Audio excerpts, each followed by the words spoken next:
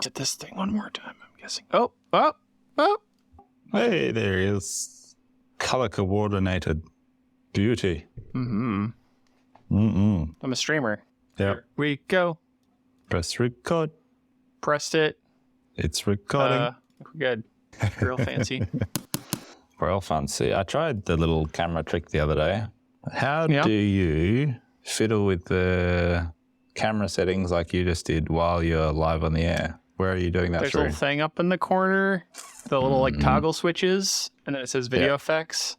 Okay. And then center stage, portrait, studio light. I'll check that out next time. Thank you. Oh, studio's good. I was just thinking about how amazing this is when it works. It's like absolutely magic. And then like right then I had no idea how to fix it other than like turn off the device and turn it back on. And if it doesn't work, then what? Like it just works. I don't know. Turn off the magic box. Yeah, basically. What else do you do? Yeah. I don't know. It's not like you can get under the hood. Just cuss at it. That works too. How's things? Better. Feel like I've been waiting on things for endless amounts of time. I think I bitched about that last time, but some stuff has started to arrive, which is nice. Got the mother pallet halfway made. I mean, like it's flat. It's sized. I drilled half of the size. I'm doing like 2 sets of holes for different size of fasteners, different fixturing. So there's like 8mm and 12mm using these cool, new to me, I'm sure they're ancient for everybody else, but Series 9 Mighty Bites that they're really cool idea, and that like they have a little bit of a cam head to the bolt. I'll send you a link. It'll be easier to understand. Send me a link. They use an M12, and then if you rotate it, it has different distances from the center line to the outside of the fastener. So it kind of lets you do different... Uh-oh, did you freeze? Right there. There we go. That link froze your internet. Yeah. The Mighty Bites broke the internet. Yeah, so they have a different size. So like from the center line of the bolt that fastens it down to the outside, it's kind of like an octagon with misshapen sides. And they're serrated, they're smooth. And so you go from... The ones I got go from 12 to 17 millimeters from the center line. So it's kind of cool that you can like size a bunch of different stuff without needing to like have 15 different hole alignments from your stop. Yep. Yeah. So are you going to put those on the mother pellet as a work holding device? Yeah.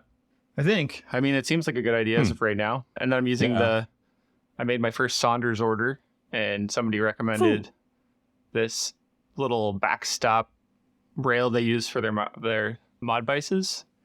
And so it's serrated on the backside too, because basically all of this is just going to be like first stop situations, I think, on that giant thing. But other than that, it's gone well. I did form tapping on all the 8mm holes, and it just beautifully does its thing. But it feels like it's taken me 2 weeks of just like tediously acquiring things and like figuring out the layout, and I feel slow on everything. Yeah. How are you? I'm okay. I've been better. Life's ups and downs, you know. Juicy. But work is good. Had a bit of a freak out this week.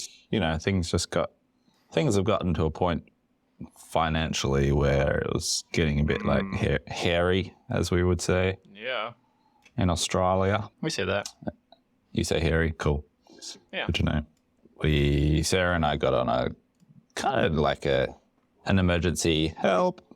What do we do? Yeah. Call with our business coach yesterday, which was really good because he just talked some sense into us. He was like, right, which month was it last working? Like, it wasn't that long ago that you guys were doing really well. Look at that month and the preceding months and just like analyze it, work out what the hell you're doing. And he was like, it feels like you guys have just, been tracking along well. You've made incremental changes. And at some point, those incremental changes have just led you slightly astray. And all you need to do is just look at what those changes were and just like pull things back to center. So sounds so simple. So that was just good to be talked sense into, because I think both of us were having a bit of sort of fight or flight response I know Oh, I've yeah. had plenty of flight response lately, but Sarah too was starting to just get a bit of like sort of paralysis, like the freeze, like third bit of that, Yeah. flight fright Been here or too freeze. much lately. and both of us were like, what do we do? So that was good. That was positive. So I came off that call yesterday with a bunch of notes that we then have to do something with. But meanwhile, you know, things are tracking up. Sales are okay. Could be way better, but they're tracking back in the right direction. Is any of this supported by trends that are normal, or is it like just kind of all over the place in terms, or like off your trends? Like you mean sort of annual or something? Trends? Because I know you said like summer people take vacations, and I mean it's a little bit past, I guess, the start of the year now. So I mean I have similar concerns. So no, I do feel like it's against the normal ups and downs. Like it's so variable. Like last January was quite strong. This January was terrible. Like, I don't know. Mm-hmm. Obviously, there's some fresh economic factors here, and I feel like our sort of key target market sit squarely in that middle band who are getting smashed the hardest with interest rate rises at the moment. You know. Yeah, good here. Yeah.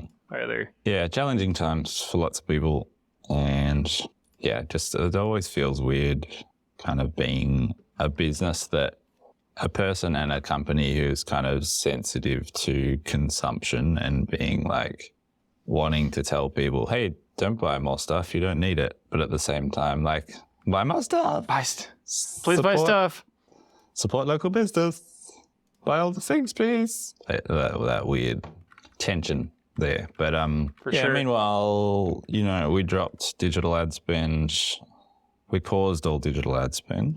It's a more accurate term at the end of Feb. And it's been super interesting watching the analytics over the first, what are we, eight days of the month. Yeah, and seeing how has what it been? Does. Look, it's been all right. Saw the little traffic graph yesterday, you know, dipped, we expected, and flatlined. But there was a little increase over the last few days. So like it's not totally like flatlining. There's managed to sort of maintain a little uptick again, which is a great sign. But overall, probably traffic's down 50%. So big drop. Yeah, that's a lot. It is a drop off, but revenue is up for the month in Shopify. And because of that traffic drop off, it meant that our conversion rate jumped almost immediately to my 1% target, like, which is pretty funny. So my 6 months. So it was there the whole time, basically. It was there, yeah, exactly. So that was pretty funny to observe. It was like, because a few weeks ago, I set a 6 monthly target of increasing our conversion rate in Shopify to 1%. And then like, traffic dropped off. I was like, oh, we're there. Great. That was easy. Already done. So I might need to reassess that target now. If once sort of traffic stabilizes and we work out what the new normal is, probably have to reassess that target. But meanwhile, you know, there's still the important bit of just sales target. Can we hit that? Yeah. So we'll see. That's on track. How's sales at your end? What's interesting about that, like, to me, is I don't have, you know, like our sales have been down since like November. Actually, since we started selling the dust boots, it's been pretty consistent. Went up a little bit when we launched the ATC pedestals because those were a new product. Haven't had any really new products. Yeah. So that, you know, that's kind of the goal, is more new stuff. I'm still like, I got to get out the pedestals this month. Part of my frustration with the slowness of like the mother palette happening, because that's how I'm going to make the next fixturing for the forks that needs to go on the router. This daisy chain of things. But, you know, I run out of steam in terms of like getting sales, doing things like generating more sales. And I'm curious, like, you guys are trying different things. You're posting more. You're like, when you say you have a goal of more sales, is there anything that's like, I don't know. I don't even know how to ask it. How do you do that? How do you do more sales? You know what I mean? Of like, especially products. You know, there's advertising, you're doing marketing. Are you doing something else that generates that? Or is it just like, It happens. Yeah, Just curious that's a for good myself. question. Yeah, I should have a beautifully concise answer for that. I don't. It's, right now my approach is cool. If we're not getting traffic from ads, where are we going to get traffic from? Cool. I'll increase my presence across all of our social platforms and my frequency. And that just, might not get click through, but at least we're getting our brand in front of more people. Yeah. Organically, so to speak, and start to use our email subscriber base more frequently, because we just dropped off completely from that over the last year-ish, 6 months to a year. I just haven't used it. And I logged into Flowdesk the other day. I was like, oh, last time I looked, we only had 500 subscribers. Now we've got 1,200. Like, I should really be making use of this. What's caused that change? Is that sales that are streaming into it? Yeah, I think subtle changes on the website of making opt-in kind of less friction. Less friction with people opting into the newsletter. And I collected all the metrics on all our platforms. I was like, cool, Pinterest, how many impressions, how many subscribers, follows, whatever. Yeah. And I went through all the platforms, and then I fed all of those metrics into GPT and gave it the context. And I was like, cool, which avenues should I put my effort into? And it was like Instagram for engagement and email. Those should be your two focuses. Yeah. I'm not going to just do what the robot tells me to do, but I thought that was an interesting little insight. And intuitively that made sense to me anyway. I suppose the other wild card that I've been putting a bit more effort into is Pinterest, because I feel like there's potential there. But so yeah, to answer your question, pushing that much more actively, but also ensuring that we've got new products coming out, because that does, anecdotally, historically, that does really help with product sales. So getting new traffic and getting old customers re-engaged with us, like by launching something new, is a big one. So a couple of new products close to launch now. So hopefully that works, does the trick. We'll see. And then on the custom side of things, just trying to be a bit more considered, planned, like, cool, what's our plan this week to hit our quoting target? Because this is the big one for us at the moment. It's like, we don't hit our quoting target. We just, in terms of we don't get the sales. What's the target? Oh, the closing the sale. Yeah. Yeah. Like, we've got great conversion rate on our custom quoting. Like, we're often hitting sort of 60% for a month of conversion, which is awesome. But if we're not getting our quoting target, then obviously we're not going to hit our sales target. So trying to be a bit more deliberate and planned with that, of like, right, this week, how are we going to get our quoting target? Next week, what jobs, what leads have we got that can mean that we hit our quoting target, On that note, I thought my website was broken, or Google had like blocked us for some reason, because like we've had like our average, just throwing it out there, is I think over the last couple of years is 25 inquiries a month. It's gone up and down. I mean, last year probably screwed the pooch. I don't think we say that anymore. Screwed the metrics, where we basically like shut off for the largest part most of our inquiries for 6 months, roughly a year of time. So it's a little weird. That's been different since, I don't know, August last year or something. But we've just had like 0 inquiries. Like, we're talking like 3 since the 25th of February, like 3 total. And it's like, it should be like 5 a week, roughly. At the peak of those times is 40 or 50 a month. And I'm just like confused. I went through and checked, like, I go through, I'm like, well, I'll go see if the website's still, like the form isn't loading or something weird. Like, I did incognito searches for things thinking like maybe we're been demoted. And I have like SEO watching tools too that like tell me like how we're tracking. God knows if they work, right? Like, it's a free service that just like emails me once a week and it's like, you've improved 0.2%. And it's like, oh, cool.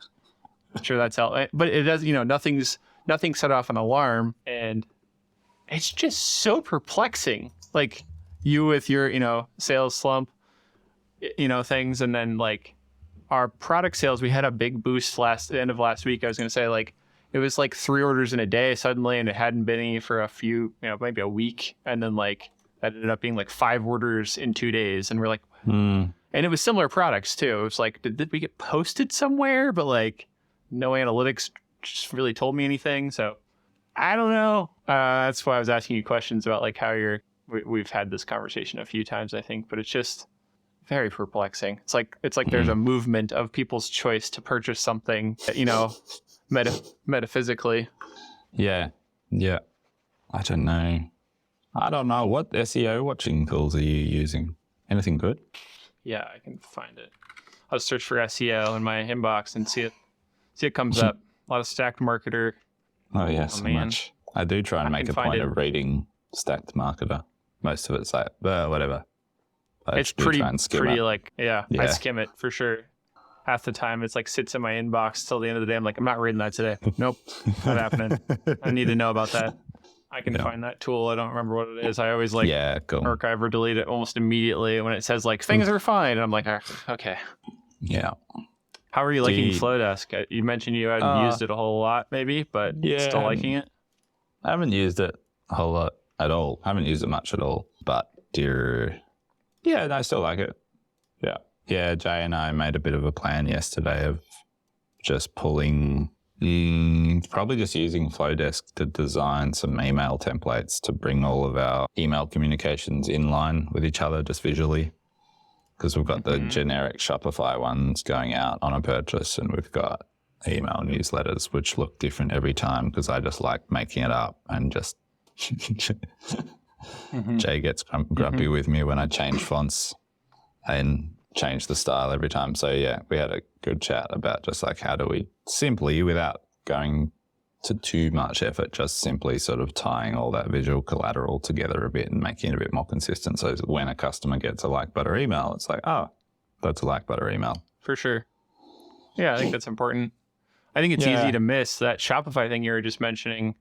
There's a bunch of templates that if you don't really dig in, they're like default to like light teal and gray, which isn't offensive, but it's just like shop. You can tell it's like the Shopify confirmation email. And I noticed when I ordered something from somebody recently that they hadn't changed it. I was like, I almost feel like replying and saying like, hey, you should like the mark. My consistency brain's like, man, that's a missed opportunity. But I'm sure it's like most people don't care. Maybe in your market where people are more aesthetically attuned, but CNC related folk are maybe less. They don't care as much as they do about things for their house, I guess. Yeah, I'm one of those people who really doesn't care, but so I find it challenging at times to get on board with the sort of brand consistency conversation. Like a few times now I've tried and failed to sort of start a brand guidelines package for butter. And, I open Figma and I drop a few assets in and I start sort of thinking about it, and like my brain just quickly goes off somewhere else. Just because, I don't, maybe at like a sort of unconscious level, I'm sure I get value out of that from other brands and their consistency, like 100%, I'm sure I do. But at a conscious level, I'm like, I don't care. Why does it matter if things look different every time? Doesn't that just make it more interesting? ... It's, it's why I'm still stubbornly hanging on to my stupid scanned munted face as my Instagram avatar, because it's like, if I just make that a black and white like butter logo, then I just look like every other black and white logo on Instagram. Like, I changed it to it took me a long time, but I finally changed our things to my face as well. And it's not so much of like, I hope it doesn't come across this way as like an ego driven thing, but it's more like, I find it difficult to communicate with people on like there's still such a, it's cheesy, but like there's a form of a community sense, right? Like the whole Insta Machinist thing. And when it's just somebody's business name and they never say who's responding, it is hard to like, I don't know. You don't feel any attachment to a company, right? Like that's kind of my new theory. My friend Craig told me this 5 years ago and I ignored him for 3-4 years, probably 7 years ago. I ignored him forever. And then I finally was like, dang it, Craig's right. Like every time you DM somebody or chat, it's like, you don't think about it, but nobody wants to follow just a business. They want to follow somebody, in a sense. And I think they get, like when people message me, they say my name, even though they don't necessarily know who's managing Portland CNC's Instagram. I'm sure maybe from this, they know it's just me, but no team of people, but it's just me, myself, and I. It's me, but I think it's myself, and important I. to a certain degree at this point, and I don't foresee us becoming a 50-person company anytime soon. So it's working for now, and I get what you mean. It's like maybe I need to like put a logo over my face or something, or like around my face. No, you don't. You don't. I get frustrated when I get DMs from, nice people in the Insta maker community who just want to chat or ask me a question on, like, they don't sign off with their name, and then I look at their profile, it's like, they don't have a name there either. I'm like, cool, hi. It's like, yes, I want to help you, but who are you? Yeah. You're talking to me like you know me, which is understandable, but I don't know who you are, even if I know your brand. And then you try and connect that to other places, other handles, or that somebody emails you and then you get a name and you don't see the company and you're like, who the hell is it? It's like, what? Who am I talking to? And then, Mm-hmm. So yeah, anyway, my thought is to put some, even if it's in like your bio, if you own a company or you run an account, put your name in there somewhere. Who's running this? Because it's helpful to other people. Yeah. Probably good for your business. I think so. Yeah, it always bugged me. I almost said growing up, as if I'm grown up. That always used to bug me, like with friends with other businesses, and they would, with the use of the royal we of like, we can help you do blah, blah, blah. It's like, everyone knows it's just you. Like that used to irritate me for some reason. Sometimes though, because I've always done that for the most part, because I don't like it to just sound like, it's just a me business, and I ignore that there's other people that have and do work here. But yeah, at one point it was me for a long time, and one of my friends was like, does somebody else work with you? You always say we, and I was like, it's working. It's working. Yeah, nice. Yeah. Brand guideline. Do you have brand guidelines? Because you're pretty consistent. I don't think so. It's just me doing all of it. There's something strangely easy about the Portland CNC thing where it's just so damn simple that like it's just 2 colors and like 2 fonts that I ever use, and I don't really get outside that all that often. So it's like, I don't know. At times I would, in the past, other things, Knack, or I had this other brand before that, I really struggled with consistency, and it was like too black and white minimal. And it just made it so hard to ever have any character to it, or like it in itself, it didn't feel like there was character. So it always felt like you had to like, I don't know. it just never worked. I always struggled with it. So it's weird to me that this has just worked as well. And it was like a weekend project. Just like came out of nowhere. Like, I should put up a website on Squarespace. Oh, I need a logo. Okay. Excellent. Yeah, I like that. I think brand guidelines are good, and even in their simplest sense, though, like for all the people you have, that if it's a wiki article at its maximum, like we end up, my most minimum thing is just make a thing, and it's like, here's the hex color, here's, doesn't have to be like don't put it over a halftone unless this situation. What are the fonts we use normally? I made one a long time ago, a pretty extensive one when we started our first LLC, and it actually turned out pretty good. And it was like one of those like things you do in school where it's like, this seems important, and then never looked at it again, Yeah. Well, if it's all in your head, that makes sense. Yeah. Oh, Weird thought I put on notes last week sometime. We broke a small barrier of, which I've come to find out, our energy bill went over $200 a month for the first time, which probably tells a lot of people a lot of things. Our energy is pretty cheap up in the Northwest here. Yeah. It's always been fairly consistent, and then we've added the mill. It's definitely gone up, and that month, I think it was last month, it was just more more than we'd ever really done as a collective of machines and things. And I was thinking about how, in a weird way, when you don't have renewable energy sources, which I would love, that is a weird like a marker of success in a certain sense, that like you've broken an energy use, because like unless you have these sexy brother machines that regenerate, spindle power, capture it and reuse it, like even then you're still, if you're machining more, you're going to have higher usage. So it's like a weird half happy success thing of like, more energy, but also I wish it wasn't more energy. Yeah, it's like an economic signal, really, isn't it? Yeah. Interesting. Mm-hmm. And then I saw, I think weirdly, like Saunders, the Bomb Johns were talking about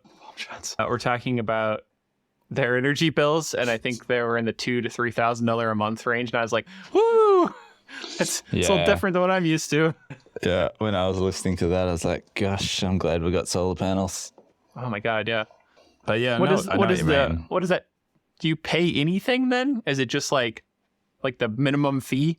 During winter, we pay $300 or $400 a month, and then over summer we kind of get that back per month. So over a year, it balances out to pretty much zero-ish.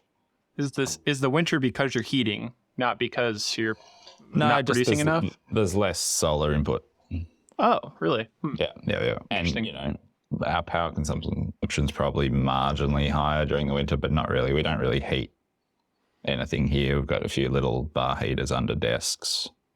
That's really the only difference. But no, I know what you mean about the power consumption thing. Like there's something sort of attractive about, this machine's like pulls 120 amps on startup, and this one pulls, 20 amps continuously. It's like, something sort of sexy about that sort of power consumption game and metrics. So I can totally see how you could sort of be like, we tipped over something's changed, we're utilizing our machines better. Yeah, right. I always wondered if, when we would get to that point, because it had always been in the 100 to, I think the previous max was $180 a month. And I was like, I wonder if we should probably buy, because I just know how little, the machines are not running enough. So I know that the more we run, the more that's going to happen. So yeah, it's just finally like we went over $200 a month. So it's just a weird thought I had of like how that's like a plateau, I suppose, to break through. That's cool. I was confused by your acronym because you formatted it strangely. Gosh. Didn't have the proper capitalizations. I don't know how kilos work. Kilowatt hours. None of your like imperial power measurements over here. Thank you. Inch pounds per watt. Exactly. Per mile. Per 5,234 feet. I might be wrong on that. Wow. You got that software button? I don't have that button. What's new in Software Corner? I do have that button. Software Corner. I got into the Bing AI. Slippery slope. Sydney and I are friends. She's already told me she's done with a conversation once, and it was like I wasn't being aggressive at all. I was just I think they've monikered her female potentially. Have they? Maybe not. Interesting. Interesting. Maybe I did that mentally. I don't know. The AI. Yeah. Why are we personifying this? Because it's Bing. It's a computer. It's a real person. So I currently have Bing on my devices, or I just call it Bing, but it's Microsoft Edge. But the only thing I use it for is to use this chat feature. I've just been trying it out. And in particular, I've found it incredibly difficult I'm not up on the market of water heating things. And so we had this issue with ours where I have to replace it. And I think I'm going to do it myself. It's way, way less costly. And so we're looking all through the types, and I'm like, I cannot find, we have this weird space where it's short, it needs to go into. And like a tank water heater is what we basically have to get. And I was like, I cannot sort any of these stupid like retail places by the height of these things. So I was like, all right, Sydney, find me water heaters that are this 40 gallons and gas heating and under 50 inches tall. And it like kind of did it a few times, but then it would be like, and I'd be like, are you sure these are all under 50 inches tall? And it was like, I don't wish to continue this conversation anymore. And I was like, was that offensive? Like, what is wrong? And then like I'd try again, and we get through a certain few steps of it, and it would just like get confused and start telling me random things. So I haven't found it to be incredibly useful yet. It's kind of like they've hamstrung it, or it's just not. I think there's something to that ChatGPT is evolving and not using new data all the time still, as far as I understand. Yeah, it's still like getting better. Down. Yeah. Yeah. It's been somewhat interesting. It's testy. Yeah, I'd love to give it a whirl. I've been using GPT more and more, and I haven't run into the roadblock you had of needing to upgrade yet. It's just always there and available so far, but I'm sure my that time will servers come. are more clogged by me. I'd say you have busier servers than we do, but yeah, it's working pretty hard for me.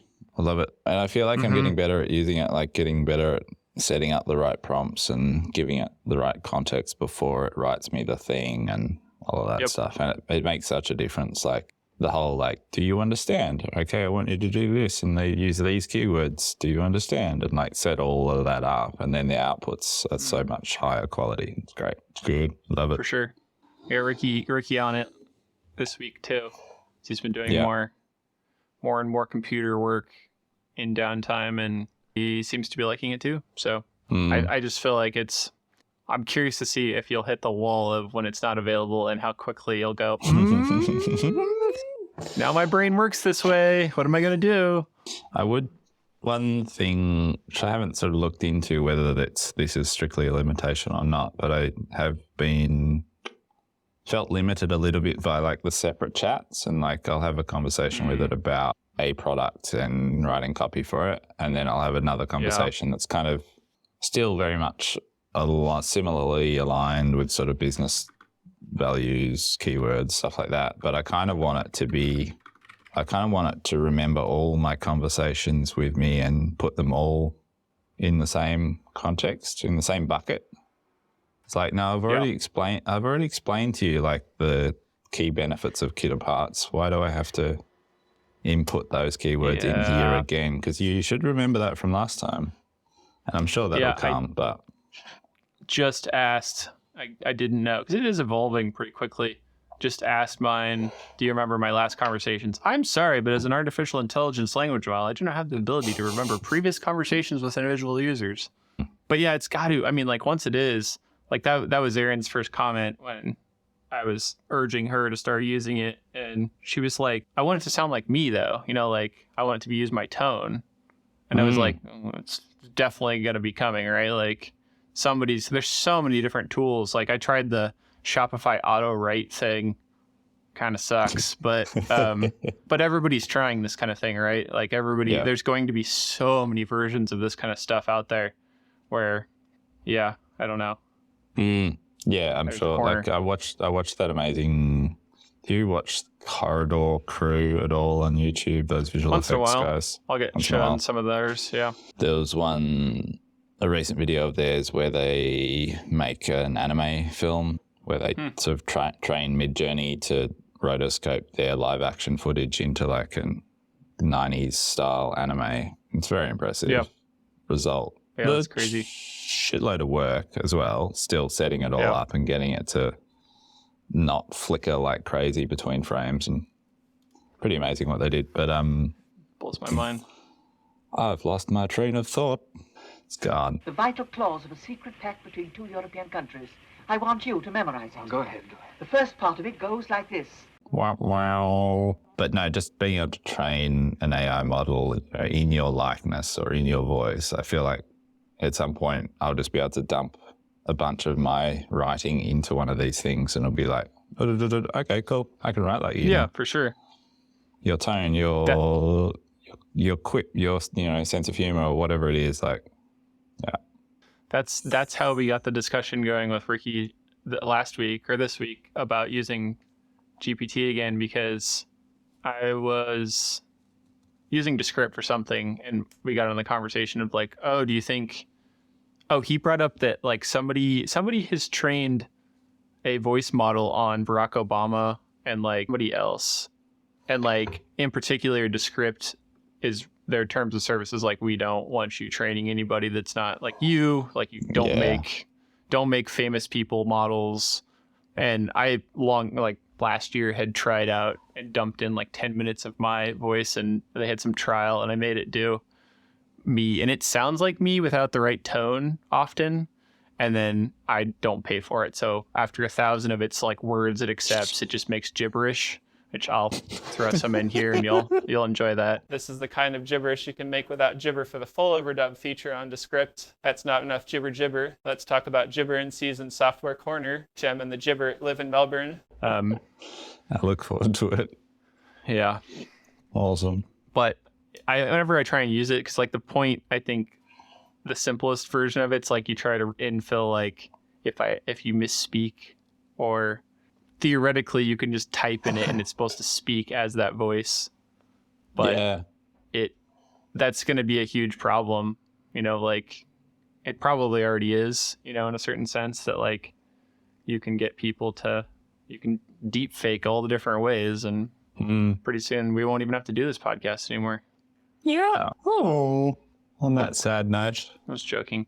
I do it for the human connection. That's good. Me too. Funny that. Don't tell Don. Sometimes I just don't know what to say, so I say nothing at all. Poor Don. Yes. Human. Chippy's coming right up to the door. Chippy's? Doing its second round of cleanups. Oh, that's what you call it. Runs out of juice in the morning. Runs for about an hour 15, and then it goes and charges up, and then does whatever else it thinks it needs to do. It's cute. It makes me want to bring our home one into work and see how it goes. Oh, it just did a whole little song right by the door. I heard it. It just talked to you. I hated the noises at home. I turned all the noises off because it kept getting stuck and it would go, help me. And like, it pissed me off. So I turned them all off. And like here, Ricky and I just think it's hilarious. It's just like out of context, I think. It was funny seeing that floor plan map of what it had done in your workshop. You could see where the CNC was, but everything else was like, whoa. Yeah, I'm sure ours would look just as crazy, if not more. It looks really weird because it didn't go into the mill room and it didn't scan the bathroom. But it is really interesting to see. Like the other day I was thinking actually, because it's set up with the Alexa Dingus thing. And so you can... Alexa Dingus. Yeah, you can tell it to go clean specific rooms, which is interesting. So I've set up spaces. Not that I really like.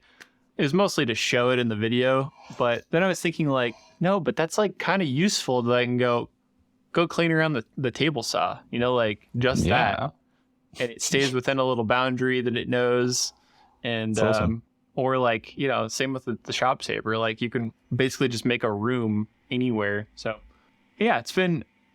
Did you play any like indoor sports like on a gym floor? No.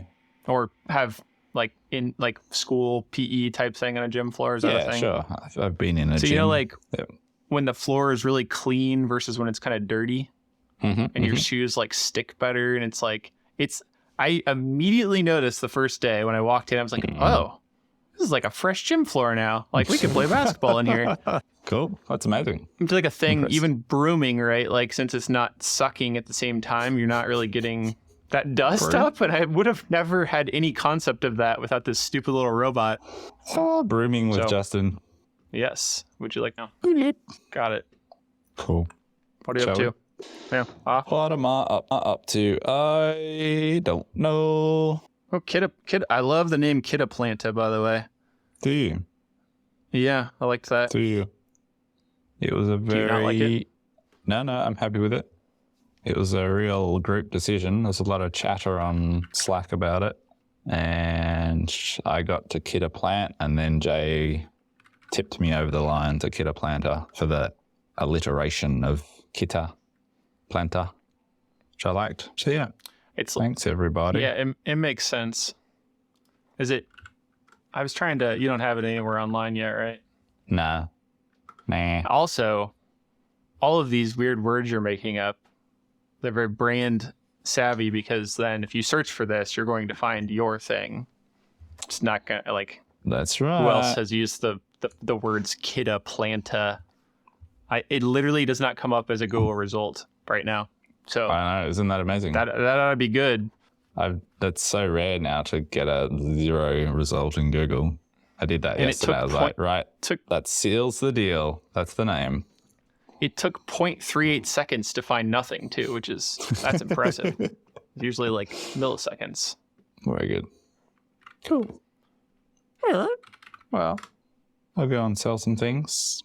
Mm-hmm. What are you gonna do? I'm gonna go mill some stuff. I was in the middle of sizing some 8mm holes on the mother pallet, and my device went, "You're about ready to have a podcast." And it's like, "Oh, okay, hold on. Let's go do that real quick." Quick feed hold. Don't put your clean t-shirt on. I turn the lights off, save some energy. Good. All right, see ya. All right, bye. When is Kid Atlanta coming out? Ish. Maybe next week. Nah. Nice. Maybe the week after. We found a really green, beautiful, lush space which we can hire to go and shoot it. So I think we're gonna try and do that. Yep. A venue with lots of plants that we can hire pretty cheaply. Mm-hmm. Shoot some products. So might try and do that next week if we can get a booking. Yeah. I will. I got an idea here. I was going to link to it on here, but I'm just going to link to the search result. So eventually it'll show up. Oh, nice. There you go. Sweet. Cool, man. We'll have a good one. Now we're just going to get weird results. Yeah, you too. Oh, I see what you've done. That's cute. Nice. Thank you. See what you've done. Bye. Oh, what have you done? Goodbye. See ya. Bye. Oh, hi. You were so quiet. Didn't even know you were there. Look at that one. That one looks like a dog. Oh, yes. Squirrel!